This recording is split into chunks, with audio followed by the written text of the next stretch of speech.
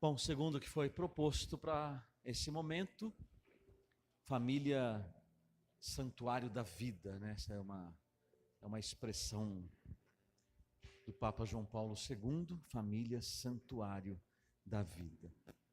E quando a gente fala de família santuário da vida, esse tema não pode interessar somente aos casais, aos casados, mas também aos jovens, aos solteiros, porque a vida não é somente gerar filhos, a vida vai além. É também e principalmente isto, mas vai além do gerar filhos. Eu dizia que Luiz e Zélia Martã tiveram vários filhos, né? Na verdade, eles tiveram 9 filhos. Como nós pudemos fazer naquela oração, se você prestou atenção, ali falava de filhos que morreram cedo, né? Eles perderam 4 filhos novinhos, 3 com menos de 1 ano e Helena com 5 anos de idade. Então eles viveram os dramas da enfermidade, da dor do pai, da mãe diante de uma enfermidade grave no filho, na filha, a perda de um filho. Imagina a perda de um filho, rasga o coração do pai e da mãe para o resto da vida. Eles perderam 4 muito novinhos. E ainda enfrentaram dificuldades também com os outros filhos, com dificuldades na saúde. Sempre um ou outro tinha a saúde debilitada. Terezinha mesmo quase que morre logo depois de nascer, porque não conseguia, Zélia não conseguia amamentar, talvez até por conta já do câncer dela, que ela adquiriu quando quando ela era jovem, adolescente, num tombo, ela bateu o peito na quina de uma mesa. E aí, desse acidente doméstico, lá na frente, isso acabou provavelmente gerando este câncer, que a fez sofrer muito, muito. Tem uma parte de uma carta dela, eu citei assim muito rapidamente no começo, eu leio aqui, uma das cartas de Zélia, ela diz assim, ela escreve para a cunhada dela: já temos 5, sem contar os que ainda podem vir, pois não desisti de ter outros 3 ou 4. E de fato, já tinha 5 e teve mais 4, né? Os 9 filhos, Terezinha a mais nova, né? Aí tem Maria, Paulina, Leônia, Celina e Terezinha, e os outros que morreram novos.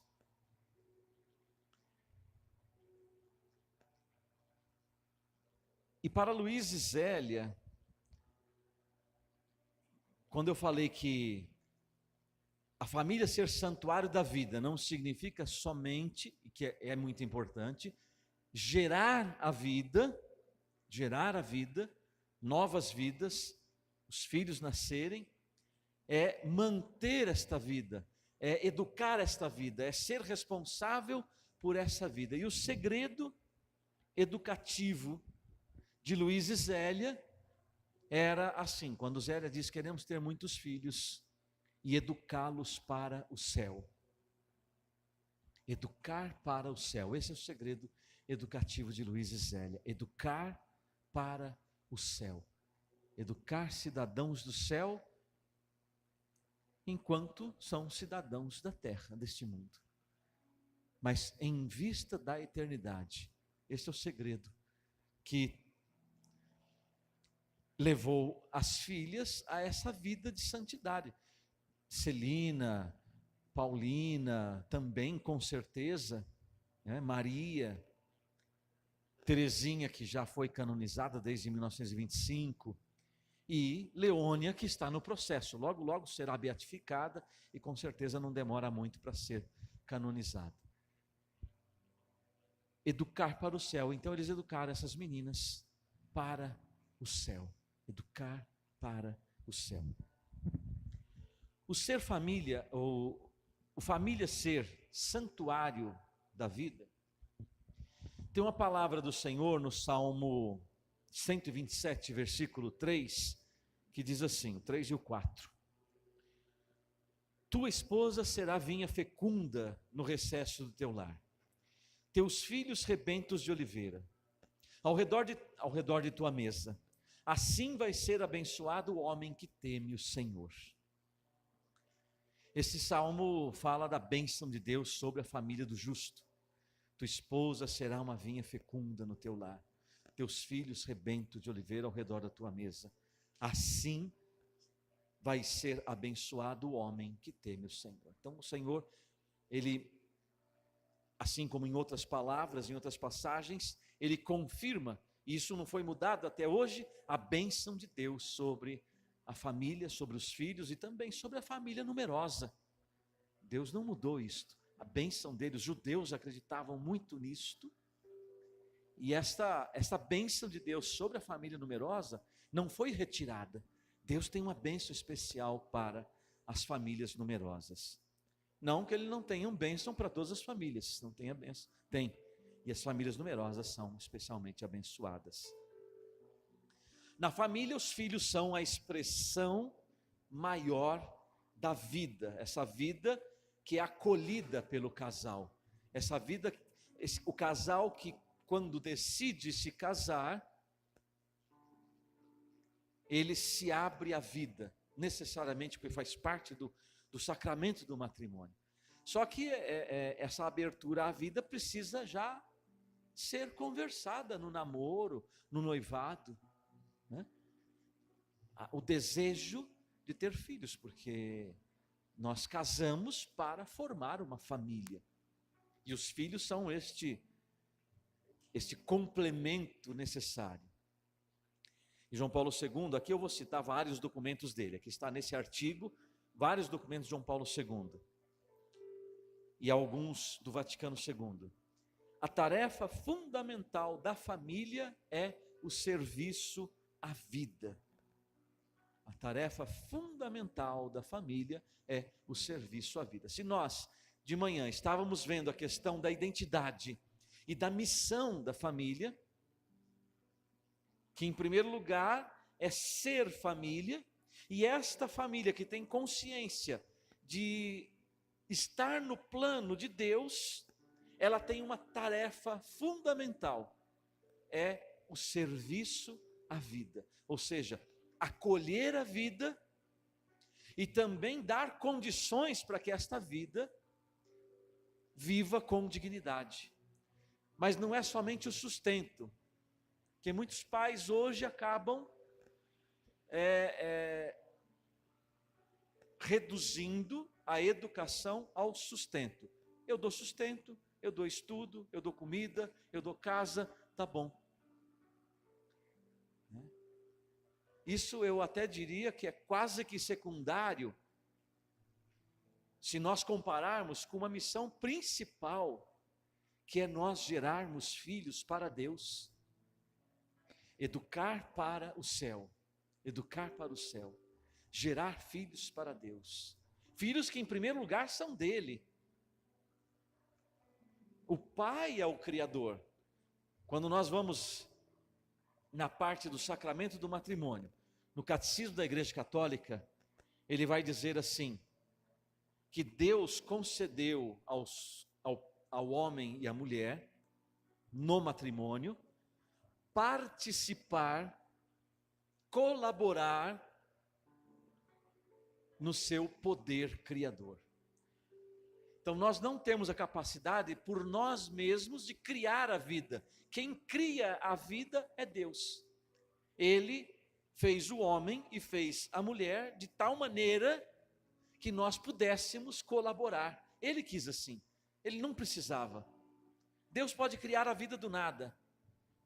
Assim como um dia criou Adão e Eva, ainda que o relato bíblico seja uma alegoria para explicar, a mensagem principal é que Deus é o Criador de todas as coisas. Mas um dia, um primeiro homem e uma primeira mulher precisaram habitar a face da terra. E de onde surgiram? Deus tem esse poder de criar a partir do nada. Deus não depende de alguma coisa, de alguma substância para criar outra. Ele tem o poder, ele é onipotente, ele é todo poderoso, então ele cria a partir do nada. Então veja, se nós temos consciência disso, nós somos meros colaboradores porque ele quis. Então os filhos que nascem nas nossas famílias, em primeiro lugar são filhos de Deus. E nós temos a tarefa fundamental da família, que é o serviço à vida, além de gerar a vida, é devolver essa vida para Deus. É apresentar esses filhos para Deus. Como é que nós vamos devolver nossos filhos para Deus? Quando eu me apresentar diante de Deus, quando terminar a minha vida, como eu vou apresentar meus filhos para Ele? Os filhos dele, que Ele deu para mim e para a Rosana. Ó, Senhor, estou aqui, mas eles estão lá, está tudo perdido lá. Ó. Dá um jeito lá, não aguento mais esse menino. Será que é assim que eu vou ter que me apresentar diante de Deus? Então como que eu vou apresentar os meus filhos? O serviço à vida é isto, é o educar para o céu, é dar dignidade, é respeitar, é educar, é corrigir, né? Formar na justiça, na honestidade, nos valores, nas características do coração de Jesus. Então isso é o serviço à vida. E o serviço à vida é respeitá-lo desde a concepção, como eu dizia, o respeito à vida, a concepção, quando o espermatozoide se une com o óvulo que foi ali, vamos dizer assim, expelido pelo ovário, esse espermatozoide encontra o óvulo nas trompas, antigamente chamado trompas, né? Hoje é tubas uterinas, né? É ali acontece a fecundação. E quando chega ao útero, não chega mais uma célula ou outra, ou um aglomerado de células, é um menino ou uma menina, que vai se aninhar no útero da mãe. Esse processo chama-se nidação. Nidação, a palavra nidar, vem de ninho. Ele vai se aninhar, é um ninho. O útero da mulher foi preparado, Deus já pensou nisso, para ser um ninho para acolher a nova vida. Significa então que, isso até alguns estudos dizem que poucas horas depois de uma relação sexual, a mulher pode estar grávida. Poucas horas, ela pode estar grávida. Significa então que uma pílula do dia seguinte, que querem nos enganar, ela é abortiva. O que ela faz? Ela impede a nidação, que já é um menino ou uma menina, que foi fecundado. Quando chegou no útero, a pílula do dia seguinte expulsa. Como é que é o nome disso? Aborto. O aborto é o quê? Eliminar uma vida inocente. Chama-se assassinato. Da pior espécie, porque é alguém que não pode nem gritar em sua defesa. E hoje no Brasil querem aprovar, já tem 3 casos em que a mulher pode abortar com 12 semanas. E estão querendo aprovar mais coisas. Tem países na Europa que o aborto é permitido até praticamente o 9º mês. É o 9º mês. É terrível. É praticamente um parto, e quando a cabeça da criança sai, o médico corta a nuca da criança. Com praticamente 9 meses. Tem países que fazem isto. Família, santuário da vida. Família, santuário da vida.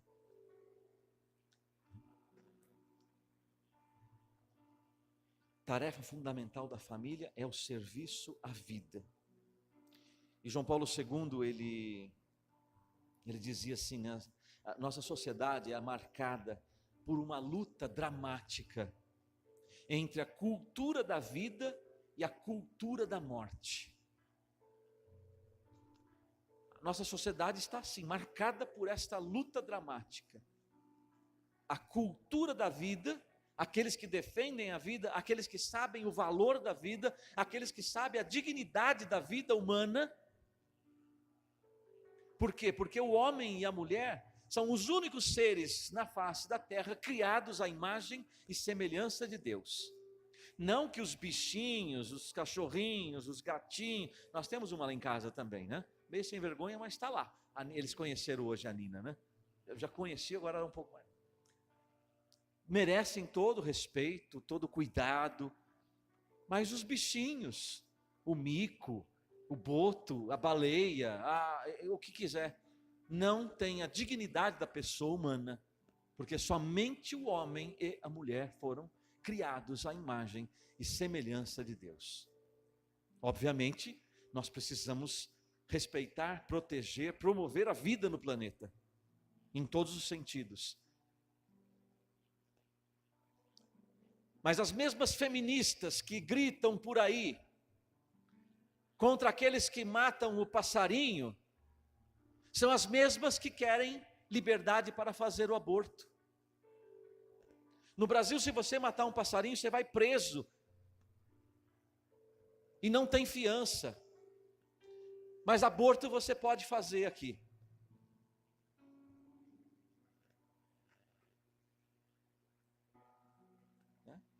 Então, que sentido que as famílias dos políticos que aprovam esse tipo de lei têm de ser santuário da vida? Nós que somos batizados, somos católicos, somos cristãos, cabe a nós mudar estas coisas. Cabe a nós. E há então esta luta terrível entre a cultura da vida e a cultura da morte. A cultura da morte que mata o inocente, assassina o inocente no ventre da sua mãe e elimina a vida daquele inválido no final da vida, ou no meio da vida que de repente, por um acidente ou uma enfermidade, não produz mais. E aí então a luta para muita gente, inclusive na Europa já tem muito assim, pessoas saem de países que não têm a lei da eutanásia aprovada e vão para o outro país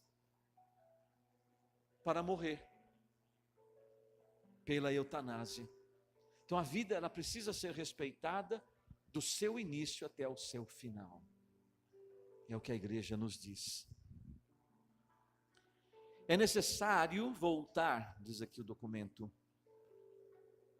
a considerar a família como santuário da vida. De fato, ela é sagrada. É o lugar onde a vida, dom de Deus, pode ser convenientemente acolhida e protegida contra os múltiplos ataques a que está exposta. E pode desenvolver-se segundo as exigências de um crescimento humano autêntico, contra a denominada cultura da morte. A família constitui a sede da cultura da vida. Olha que bonito isto. A família é a sede da cultura da vida.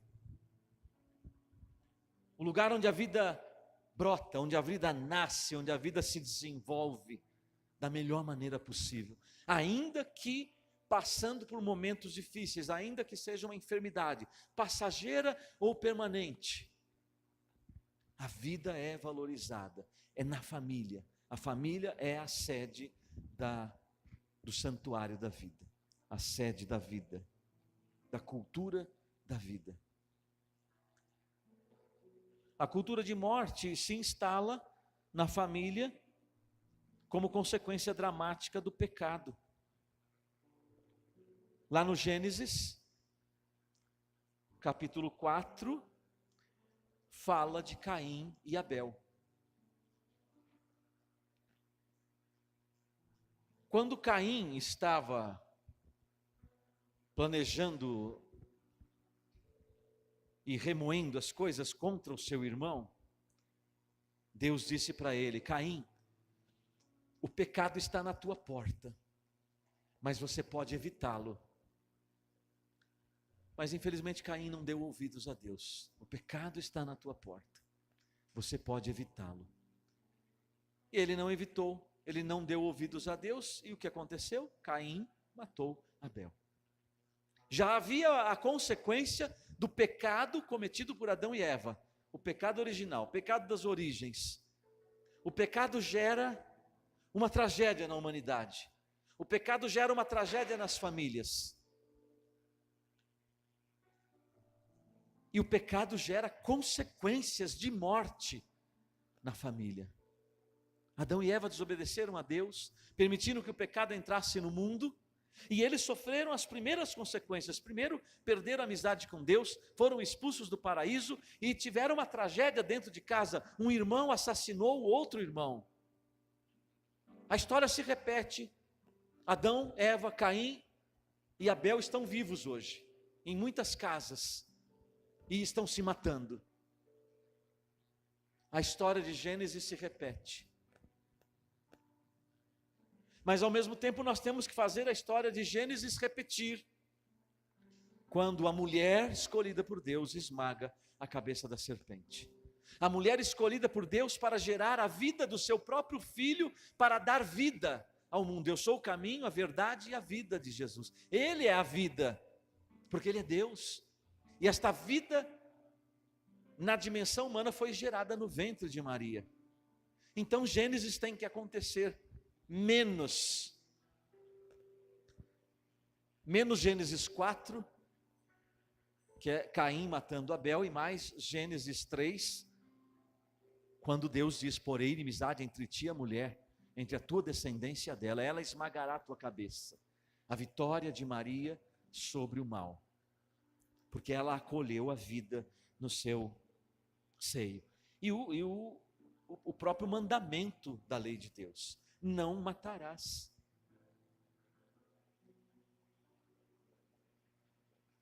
Não matarás. Aqueles que andam gritando por aí, meu corpo, minhas regras, isso não é, em nome da liberdade, isso não é liberdade, isso é libertinagem, isso é desrespeito à vida. Isso é uma irresponsabilidade. Porque nós não temos este direito sobre a vida, porque a vida é um dom dado por Deus, só Ele pode dispor da vida. E quando a mulher engravida, ainda que fosse válido, porque não é, ainda que fosse válido, meu corpo, minhas regras, bom, ok, só que o que você tem dentro de você é o corpo de outra pessoa, não é um novo órgão que está nascendo dentro de você, do seu corpo, é um outro corpo que está sendo gerado, é uma outra vida, igual à sua, e que graças a Deus a sua mãe não tinha essa loucura de ideia na cabeça, porque senão você não estaria aqui gritando esse tipo de asneira. As feministas não pensam nisso, né? Que por graça de Deus as mães delas não as abortaram. E todos os que são a favor do aborto, que é um crime abominável. A igreja diz isso em vários documentos. João Paulo II cansou de gritar isto. O aborto é um crime abominável. A eutanásia, a manipulação embrionária, os maus tratos a crianças, idosos, violência sexual, tráfico de pessoas, tráfico de órgãos, sistemas políticos, econômicos, injustos e corruptos, tudo isso exclui a possibilidade de vida. A família é o santuário da vida, a família precisa exercer a sua missão profética, ela tem que denunciar tudo aquilo que vai contra a vida, tudo aquilo que vai contra a vida. O Papa Francisco, isso um pouco mais recentemente, né? Ele diz assim na Evangelii Gaudium: assim como o mandamento não matar põe um limite claro para assegurar o valor da vida humana, hoje devemos dizer não a uma economia de exclusão e da desigualdade social. Essa economia mata. Não é possível que a morte por enregelamento de um idoso sem abrigo, alguém que morre congelado no frio, na rua, não seja notícia. enquanto o é a descida de 2 pontos na bolsa de valores. Isso é exclusão. Não se pode tolerar mais o fato de se lançar comida no lixo, quando há pessoas que passam fome. Isso é desigualdade social. Os excluídos não são explorados, mas resíduos, sobra. Não há nem mais exploração dos excluídos, diz o Papa Francisco, porque eles já são sobra, resíduos. É a sociedade que nós estamos hoje vivendo. Nós somos essa sociedade. Que diferença, que marcas nós vamos deixar nessa sociedade? Que marcas nós vamos deixar na vida dos nossos filhos, dos nossos netos? Que marcas? Uma vida bem aproveitada precisa deixar marcas. Quantas marcas Luiz e Zélia deixaram na vida das suas filhas? Óbvio que as marcas podem ser positivas e podem ser negativas. Mas o questionamento é esse: que marca nós vamos deixar na vida deles? Que marca nós vamos deixar na vida daqueles que passam pela nossa vida? Nós vamos deixar marcas de uma cultura de morte ou vamos deixar marcas de uma cultura de vida? Nós vamos deixar sinais de vida ou sinais de morte?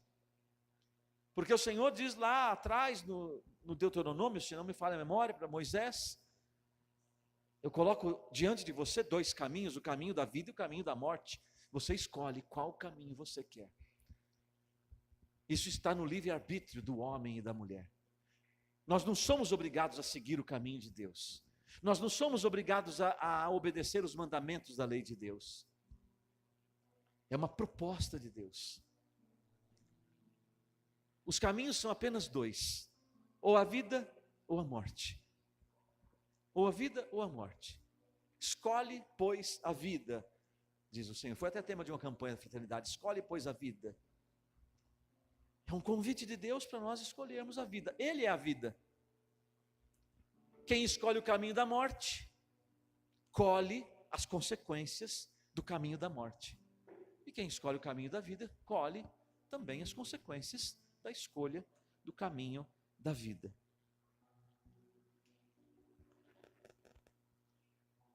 Aquilo que eu dizia no início, o ser santuário da vida é o homem e a mulher ter consciência correta sobre a compreensão de paternidade e maternidade. Paternidade e maternidade responsáveis, saber espaçar honestamente os nascimentos e também saber acolher a vida. Saber acolher a vida. E vamos aqui com um pouquinho mais de João Paulo II, Evangelium Vitae, o Evangelho da Vida. A Sagrada Escritura ou melhor, a Sagrada Escritura e a prática tradicional da igreja veem nas famílias numerosas um sinal da bênção divina e da generosidade dos pais. Eu queria ter uma família generosa, mas 4 filhos não é família numerosa. Temos 2 no céu, obviamente. Para mim, 4 filhos é uma família normal. Agora, com 53 anos, vamos ver, né? Se a gente ainda dá conta de acolher. Agora estão vindo os netos, também a gerar vida, né? Mas a bênção de Deus está sobre as nossas famílias. E aí continua o Papa: ser santuário da vida é não ter medo da vida. O Papa fala que a vida não é o novo nascimento, o nascimento de um filho, não é um inimigo a ser evitado, não é um adjunto incômodo a ser evitado a todo custo.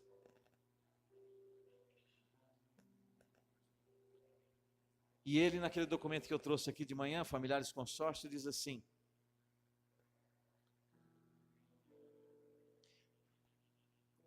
o poder criador de Deus, né, chama os pais, né, a uma participação especial no seu amor e do seu poder criador e de pai.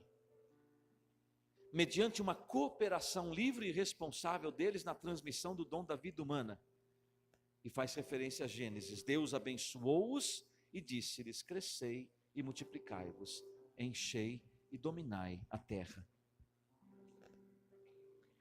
Então vejam que os sinais da bênção de Deus sobre a vida são muitos na Sagrada Escritura, no magistério da igreja. Então Deus é sempre a favor da vida. As pessoas que criticam a igreja aí, a igreja é contra tudo. Não, a igreja não é contra nada. Vocês acham que a igreja é contra o aborto? A igreja é a favor da vida. Como nas leis da natureza, para toda ação tem uma reação. Se eu sou a favor da vida, obviamente, e consequentemente, tudo aquilo que é morte, tudo aquilo que ofende a vida, não faz parte. Então, mais do que ser contra o aborto, a igreja é a favor da vida. A favor da vida, porque o nosso Deus é Deus dos vivos e não dos mortos, diz Jesus no Evangelho. Deus dos vivos. E o nosso Deus, além de ser o Deus dos vivos, é o Deus vivo. Ainda que em Jesus ele tenha morrido, ele ressuscitou. Está vivo, Jesus está vivo e no meio de nós. Tudo que se refere a Deus é vida, vida, vida, vida em abundância. Vida em abundância. A família santuário da vida é o lugar onde se trava a batalha entre o bem e o mal, a vida e a morte. Aqui eu recordo, talvez alguns de vocês já tenham visto pelas redes sociais, recentemente foi postado muitas vezes uma entrevista que a irmã Lúcia deu ao recém-falecido cardeal Cafarra. Cardeal Cafarra, ele foi incumbido pelo Papa João Paulo II, por causa desta entrevista de Lúcia para ele, de criar o Pontifício Conselho para a Família. Para a igreja trabalhar mais pela família. O que a irmã Lúcia disse, não foi numa entrevista, desculpa, numa carta. Uma carta que a irmã Lúcia escreveu para o cardeal Cafarra. O original dessa carta está lá, na sede do Pontifício Conselho para a Família. Na verdade, hoje é o Dicastério para a Família, Leigos e Vida. Leigo, Família e Vida. Que o Papa Francisco fez umas mudanças, mas está lá. O que Lúcia escreveu nessa carta? Lúcia, a vidente de Fátima, né? A batalha final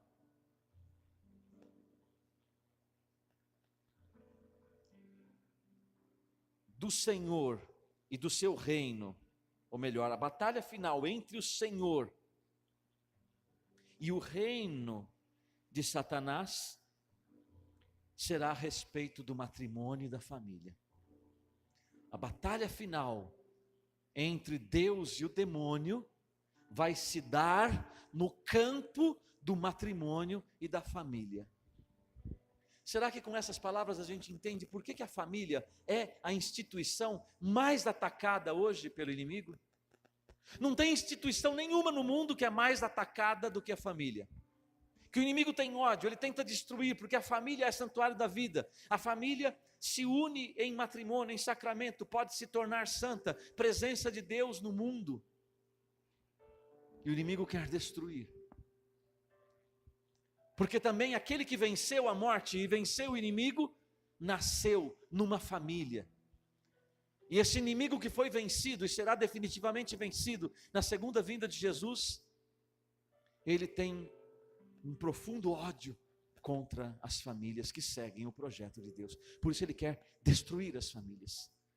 Por isso eu costumo dizer, rezem por nós, rezem pela comunidade Sagrada Família, porque imagina um carisma que trabalha pelas famílias, pela salvação das famílias, o ódio que o inimigo tem e tenta nos destruir todos os dias. Porque nós resgatamos as famílias para o Senhor. E é isso que Ele quer fazer. E eu costumo dizer lá na comunidade que não é mais destruir, Ele quer aniquilar. Que aniquilar você não deixa mais nenhum vestígio. Destruir você ainda larga um monte de escombros, né? Ele quer aniquilar. É o que o inimigo quer fazer. E foi a carta de Lúcia. A batalha final entre o Senhor e Satanás será no matrimônio e na família. Essas aberrações todas que eu falei de manhã aqui. No matrimônio. As pessoas se casam sem saber o que estão fazendo. Às vezes os cursos de noivos também não ajudam nada. Tem curso de noivos que, outro dia eu falei numa palestra, até uma pessoa que estava na palestra falou, no meu curso de noivo foi falado isso. Eles levam advogado para ensinar processo de separação.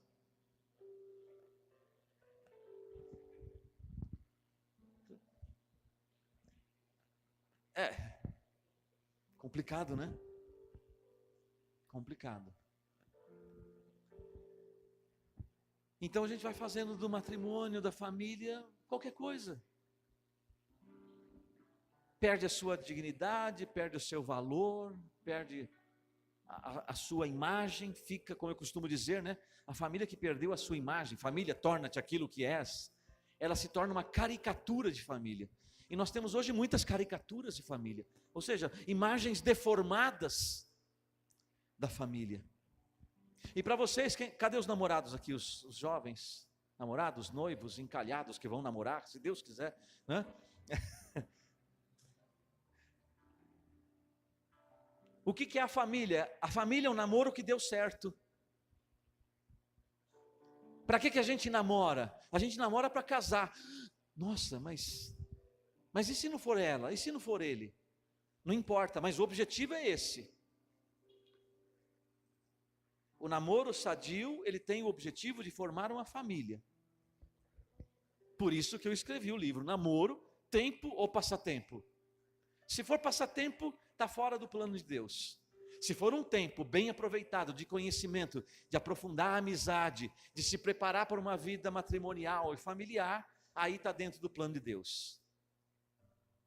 Então, meus queridos jovens, eu já disse isso para muitos jovens e disse para os meus filhos.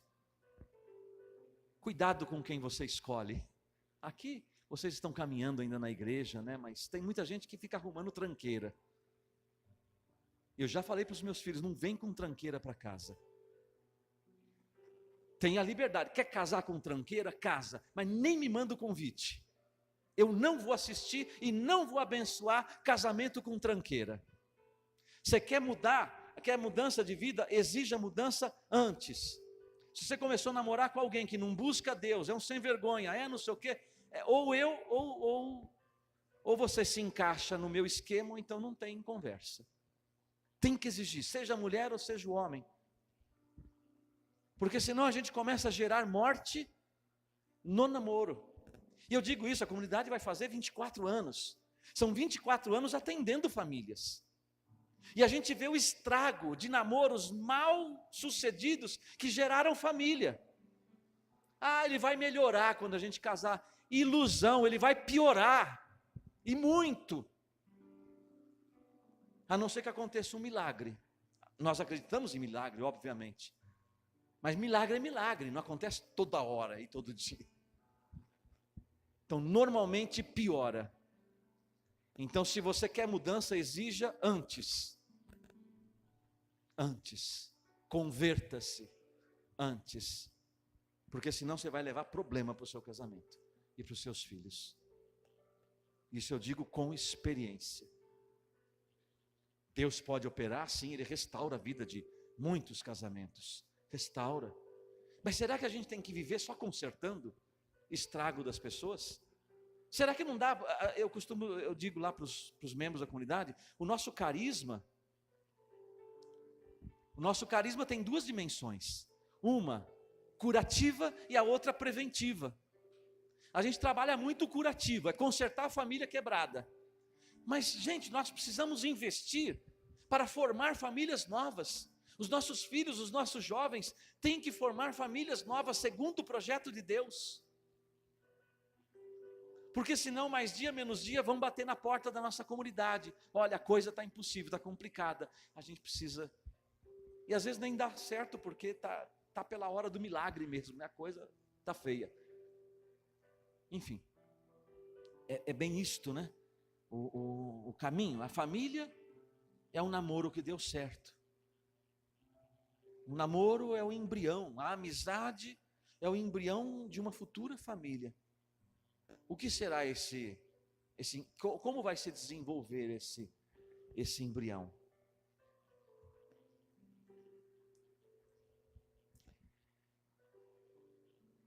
Estamos nessa batalha. É fácil perceber que essa batalha que Lúcia, alguns anos atrás, escreveu nessa carta, essa batalha já começou. Essa batalha já começou. Não é uma profecia, vai acontecer, não. Ela já está acontecendo. E quando ela chegar perto do seu final, aí ela vai se acirrar cada vez mais. Se nós não estivermos firmes em Deus, nós não vamos aguentar.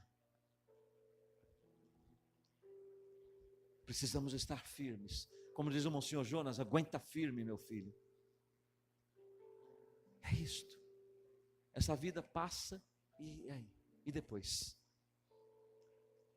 Depois nós vamos, eu costumo dizer assim, durante a vida, quando nós nascemos, Deus nos deu um envelope. A nossa vida será colocada dentro desse envelope no final dela. E durante a vida, a gente vai escrevendo o endereço para onde esse envelope será remetido. A nossa vida vai determinando o endereço. Que caminho que você pegou? O caminho da vida ou o caminho da morte? O que você vive na sua vida? O endereço da sua casa na eternidade já está sendo escrito nesse envelope. Aonde você vai passar a sua eternidade? Onde tem vida ou onde tem morte? Não é Deus que determina se você vai para lá ou para cá. É a nossa vida. É o endereço que nós estamos escrevendo que vai determinar. Quando a gente morrer, o envelope é selado e ele vai ser mandado para onde está o endereço que nós escrevemos durante a vida. É exatamente isto. No final da vida de Luiz, ele também sofreu muito com... Eles ficaram casados 19 anos, ele ficou viúvo 17. Teve problemas de saúde mental. Talvez hoje seria diagnosticado como... não é Alzheimer. É uma demência, tem um outro nome. Não é esclerose. Ele tinha apagamento de memória de vez em quando, né? Sofreu muito, ficou enfermo, foi internado num sanatório, saiu, enfim. E já na cadeira de rodas, a mesma cadeira que aparece Terezinha numa foto doente, ela com tuberculose, tomando sol no Carmelo. Muitos livros de Terezinha tem essa foto dela, numa cadeira, a mesma cadeira que o pai usou. E uma última vez, Terezinha já estava no Carmelo, quem ficou com ele até o final da morte foi Celina. E aí levou ele uma última vez para ver as irmãs que já estavam no Carmelo. Ele estava tão fraco que ele não conseguia falar nada. Ele ergueu o dedo indicador e balbuciou umas palavras que elas entenderam assim: no céu.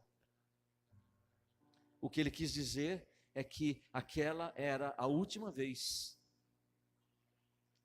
que eles estavam se vendo na terra. Essas filhas eram apaixonadas por esse pai e pela mãe, que já tinha morrido já há algum tempo. Eram apaixonados, morriam de amor por esses pais. Pega os escritos de Terezinha, de Celina, os testemunhos delas no processo de canonização, as que estavam vivas no processo de canonização de Terezinha. É belíssimo você ver o que elas falavam desses pais, que marca esses pais deixaram de vida na vida dessas meninas. No céu.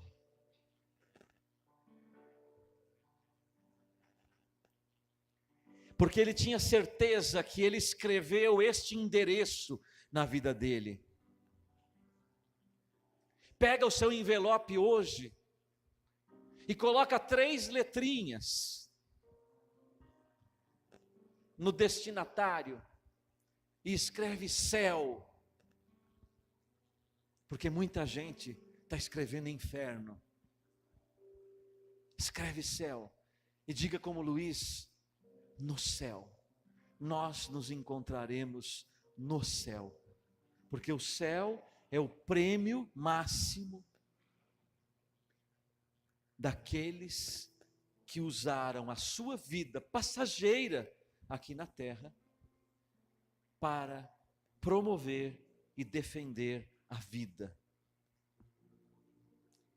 Quem foi promotor da vida, quem viveu o santuário da vida, quando terminar essa vida, vai morrer para nascer para a vida eterna.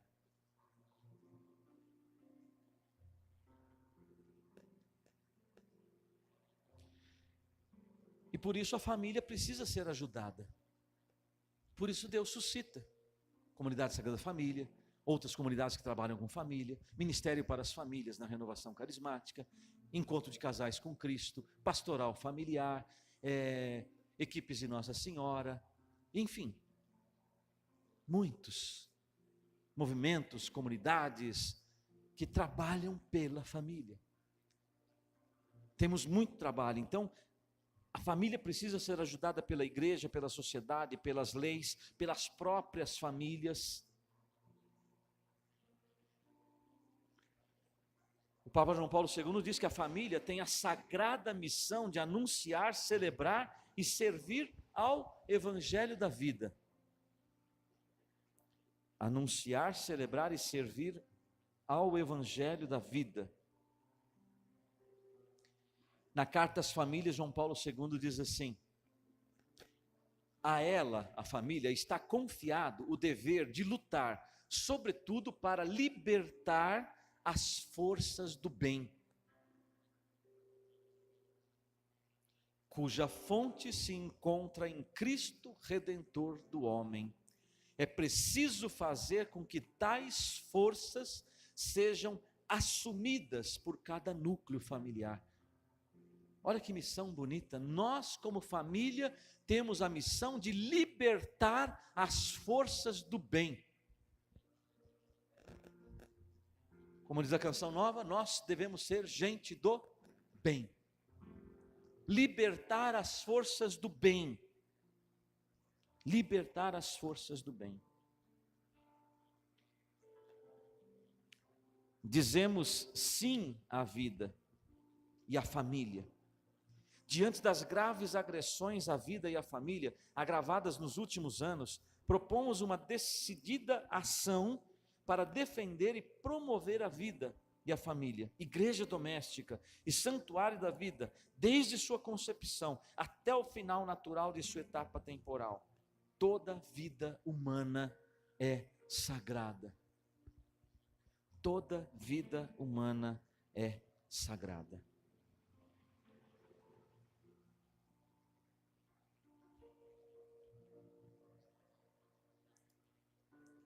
Quando nós estamos diante da família, diante da vida,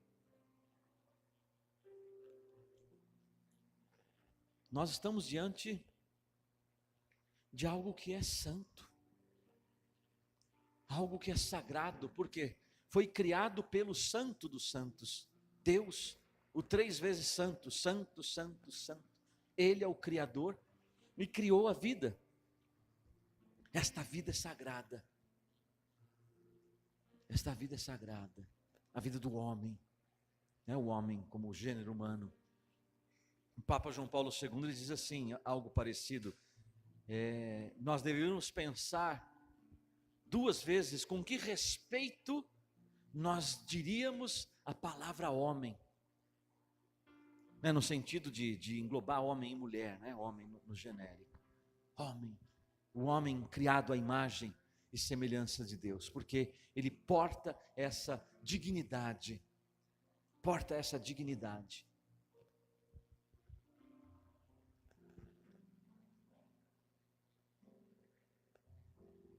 É uma luta completamente desigual, né? Quantos no mundo hoje estão a favor da vida? E quantos estão a favor da morte? Quantos?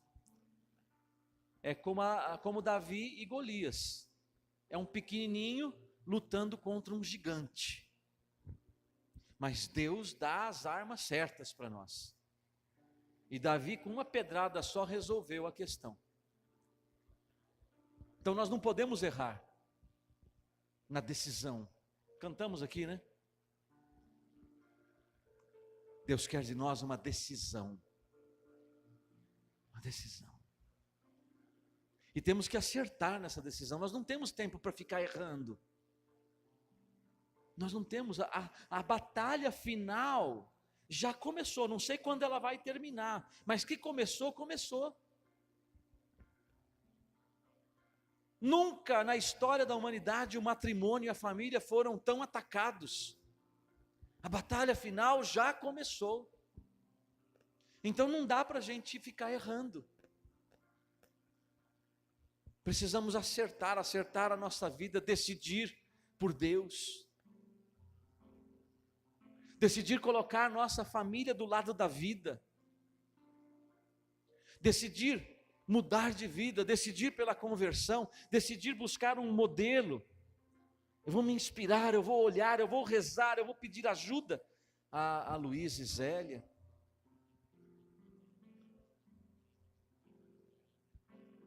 Para sermos uma família santa, como eles foram.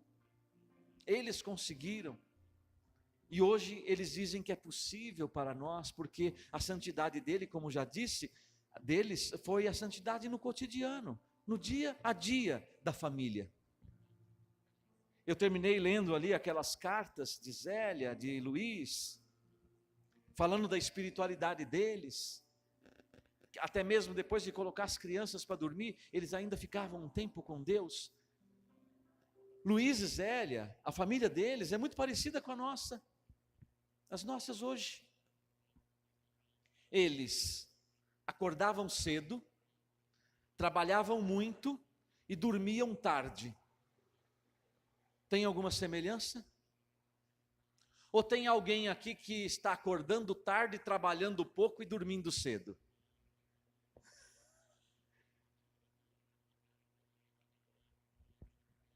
Só se foram aposentados, ganhando muito bem, né? Mas na maioria não tem nem condição disso, né? Merecidamente. Mas olha a semelhança com a nossa vida. Acorda cedo, trabalha muito e dorme tarde. Só faltou dizer ganha pouco, né? Eles não ganhavam pouco não, eles eram uma família de classe média até alta, poderíamos dizer. Tinham um bom padrão de vida, mas eram extremamente generosos, não viviam no luxo. Se você visita a casa deles, casa bonita, os móveis, é daquela época, então você tem toda uma, né, da França do século XIX, mas não era o luxo, porque eram uma família extremamente generosa, e a generosidade faz parte do santuário da vida. As meninas, as filhas escrevem, quantas vezes nós vimos nossos pais trazerem desgraçados que estavam, desgraçados no sentido assim de pessoas sem a graça, estavam lá desgraçados na vida, caídos pela terra, pobres, bêbados, caídos no caminho. Eles pegavam essas pessoas, traziam para casa, davam um banho quente, mudava de roupa, dava uma roupa nova, limpa, uma sopa quente e ainda levava de volta para casa com dinheiro. Quantas e quantas vezes? Generosidade gera vida. Generosidade gera vida.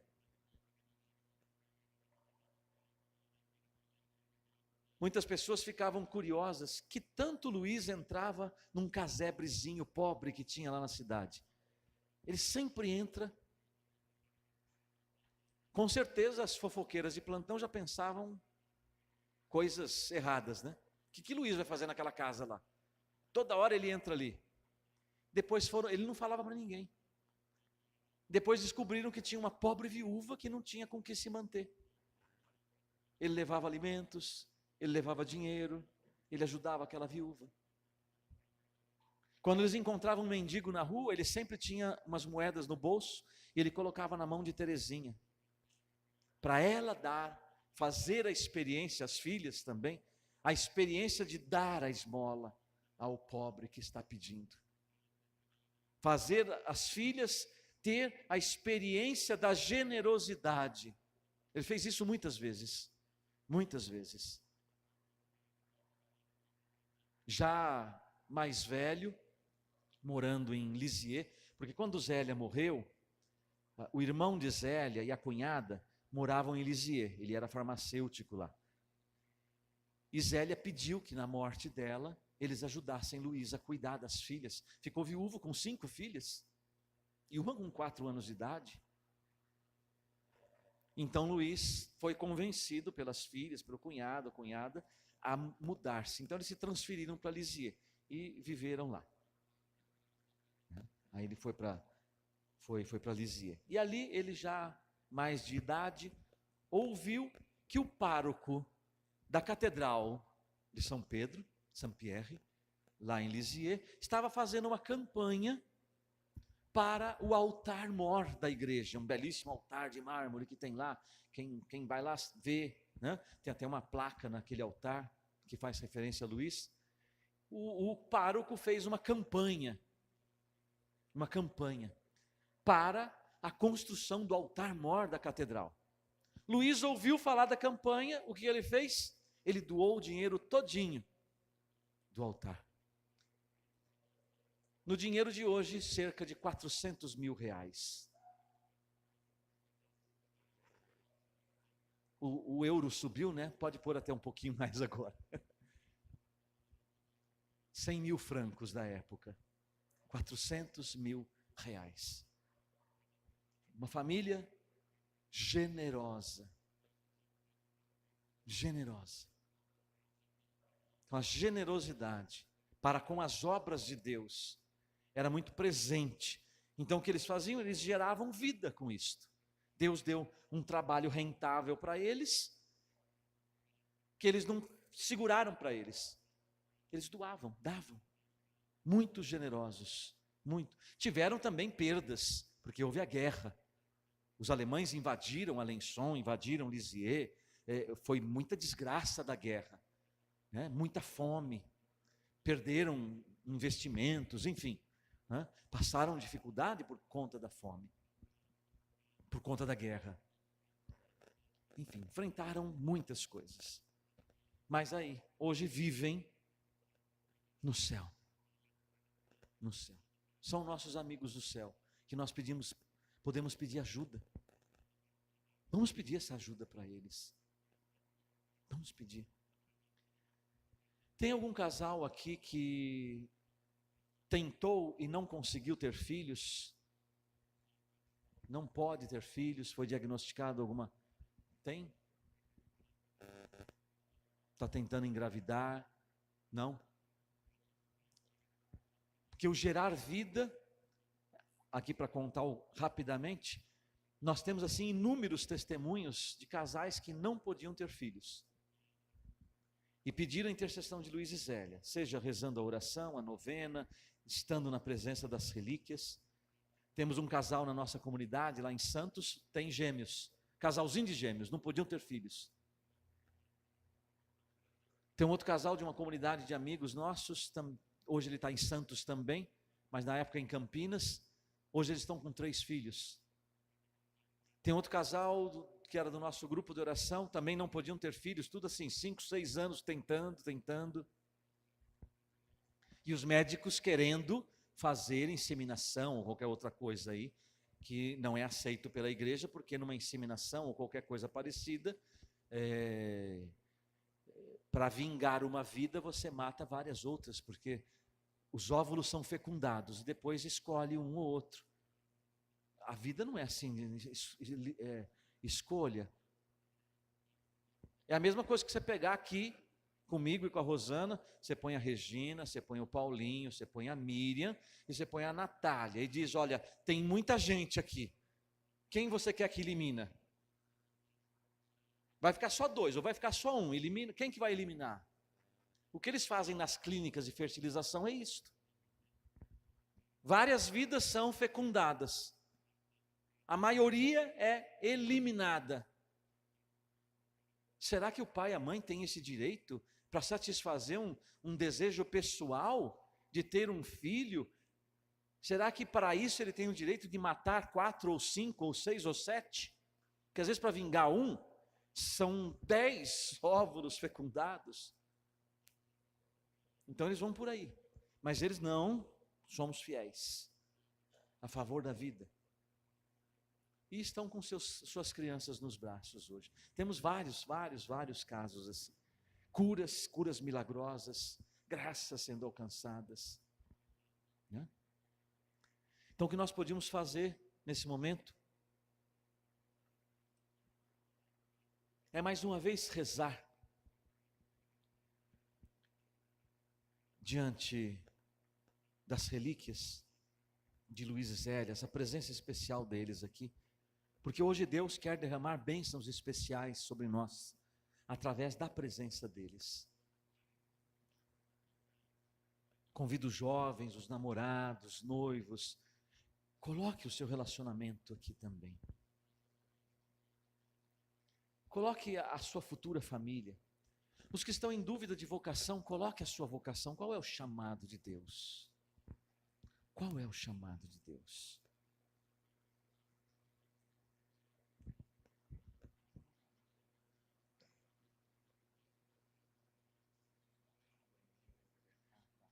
Tem ainda mais uns minutinhos? Não, agora.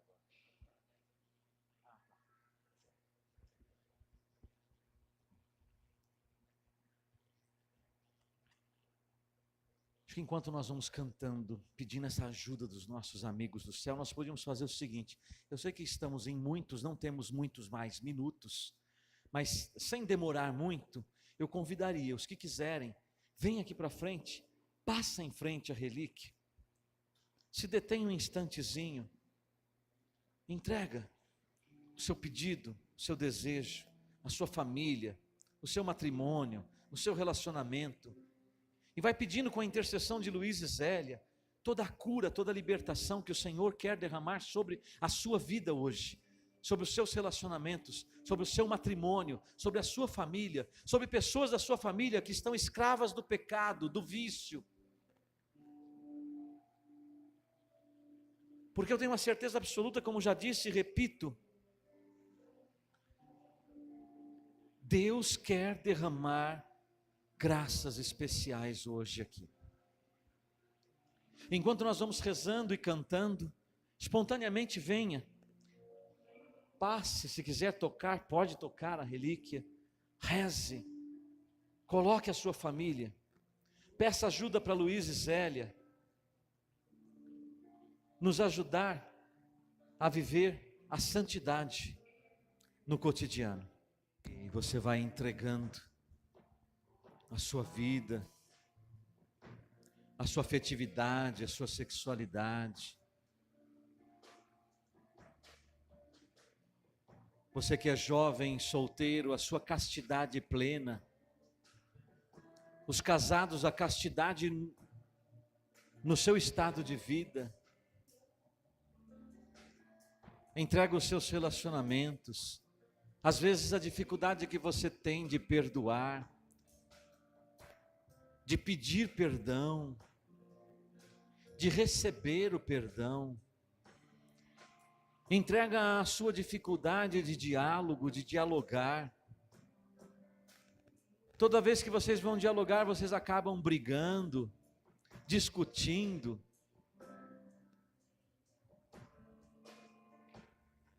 Entrega isto tudo aqui.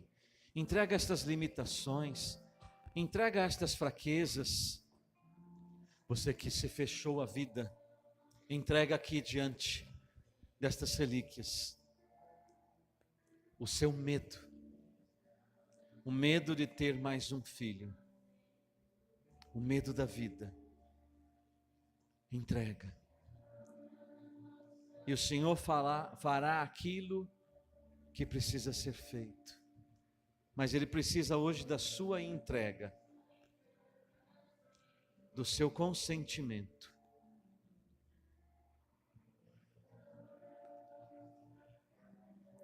Ele quer, como disse nosso irmão, restaurar, devolver a originalidade das nossas famílias, segundo o projeto de Deus.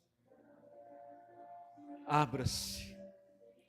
Por mais que o seu modelo de família hoje esteja tão distante do modelo do projeto de Deus, Ele pode, porque é o poder dele, o poder do Senhor hoje, com a intercessão especial de Luiz e Zélia, para a restauração do seu matrimônio e da sua família. Creia, confie, entregue-se completamente. Não economize na sua entrega. E como eu dizia, que marca você quer deixar na vida daqueles que passam pela sua vida? Coloque também aqui a sua missionariedade, a missionariedade da sua família. Coloque a sua família a serviço da igreja. Coloque a sua família a serviço do evangelho da vida. Coloque a sua família a serviço das famílias que precisam, como você hoje, encontrar o caminho do céu.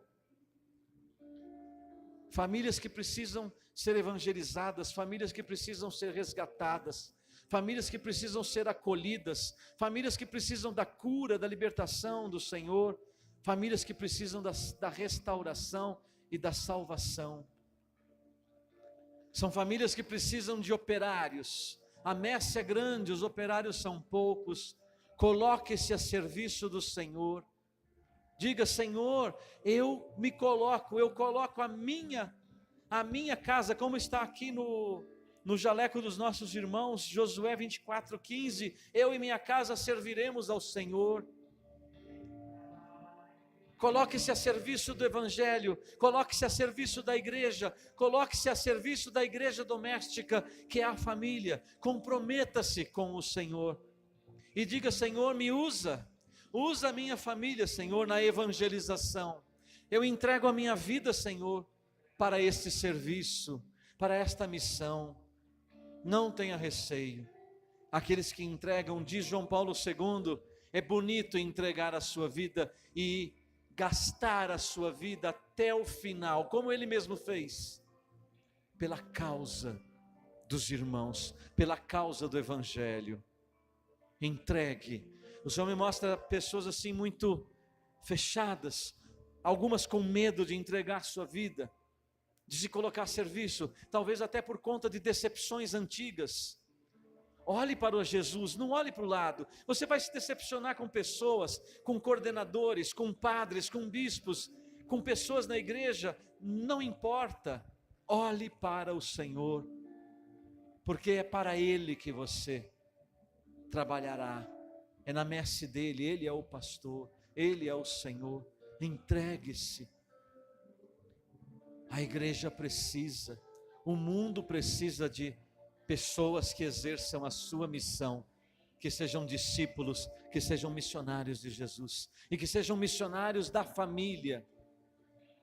Trabalhar pela família, ajudar as famílias a serem famílias segundo o projeto de Deus. Glória ao Pai, e ao Filho, e ao Espírito Santo. Que fica aberto o convite, quem quiser visitar, conhecer a comunidade.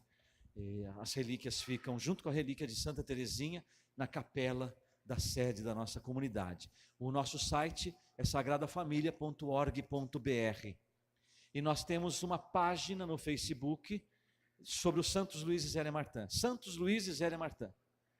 Né? Você faz a busca lá, curte, divulga, tem muita coisa lá que a gente divulga sobre eles, a vida deles, tem muitas fotos do local, da casa deles, da igreja onde eles casaram, Terezinha foi batizada, enfim, tem bastante coisa da vida deles nesse Facebook que tem a intenção de divulgar a espiritualidade deles. Eu esqueci de dizer que nesse meu último livro tem um capítulo sobre Luís e Zélia também, né, no Família, Comunidade de Amor. E os dados sobre Família Santuário da Vida também estão neste livro. Novena da Família, está lá, promoção para a Vila Dionísia. Nosso irmão cantando aqui falou que quando a gente louva, o inimigo foge.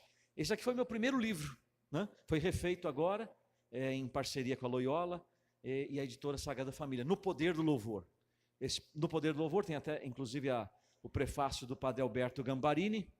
Esse livro partiu de uma experiência, de uma redescoberta do louvor na minha vida. Tem o terço de louvor, que foi uma oração inspirada por Deus, e que muitas pessoas no Brasil, muitos e muitos testemunhos, eu recebi de graças alcançadas a partir do terço de louvor, de pessoas que descobriram ou redescobriram a graça do louvor em suas vidas. Então tem várias passagens bíblicas e a gente vai desenvolvendo o valor e o poder do louvor, tá bom? Obrigado pelo convite mais uma vez, Deus os abençoe muito, e as vossas famílias também, amém.